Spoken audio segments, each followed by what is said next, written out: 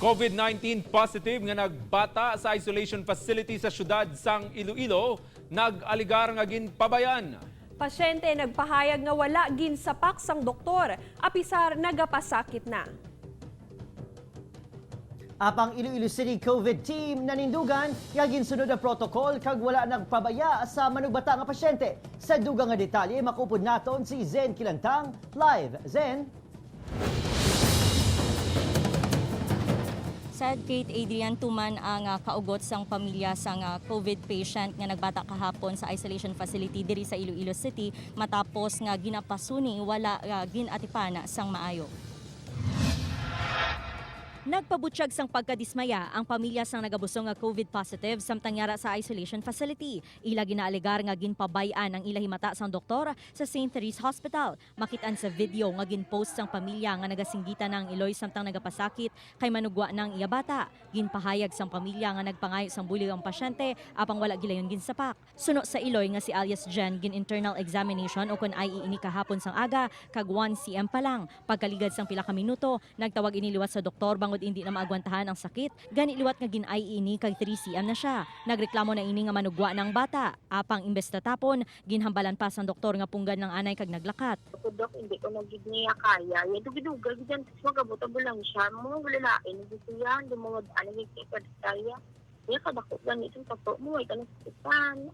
Tapos, maibi-ibi ka da.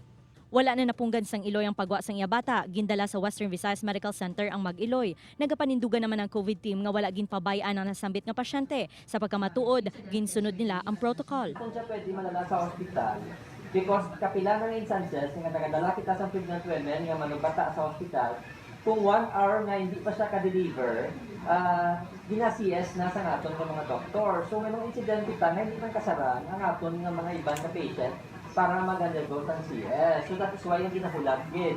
Ang atong kanito ka doktor na isa attended the said patient without a proper PPE because napatian na nga nagtibi ng bata.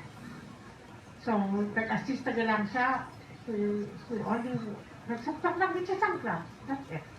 Kung naka-face mask, naka-face shield, kung wala siya ka-full PPE, which is not. Sunod naman sa WVMC ang mga tertiary cases o kung emergencies lang ila ginabaton bangod gutok na ang ila OB ward. Hindi man lang sabing tertiary care kag hindi man lang emergency gid. As much as possible gina-redirect na mo sa ibang hospital, positive man siya o negative. Sad plano sang syudad nga mag-put up sang isolation facility sa mga nagabusong positive sa COVID-19 para may kaugalingon nga doktor kag midwife nga magatatap sa mga pasyente. Sad. Zen, kamusta ang kaimtangan sang Mag-Iloy, labi na sang bata or lapsag? Sad suno sa Iloy ang yara sila sa maayo nga kahimtangan subong sa Western Visayas Medical Center kaga healthy man ang baby kaga natalana nga ipaidalom ang lapsag sa RT-PCR test. Doon ka lang alang man isang protocol nga hulaton anay nga inugbata na bag-o dalon sa natungdan nga ospital. Ano gid man dapat ginaobra sa mga what's the protocol para sa mga Iloy nga manugbata nga butang tabi na positibo sa COVID-19? So according sa task force, ang kinahanglan nga nayara na sa 6 cm ang mga pregnant women antes padalon sa ospital bangod ang gina-cater o kun ang gina-accommodate lang sa mga ospital subong ang mga emergencies o kun mga ang yara naging nga mga mabata na gid. Sad. Zen, wala sang designated hospital para sa mamuning nga mga kaso?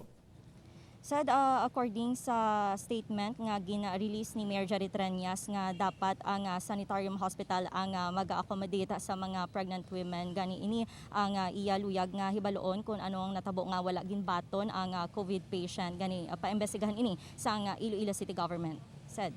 Madamong salamat, Zen Kilantang.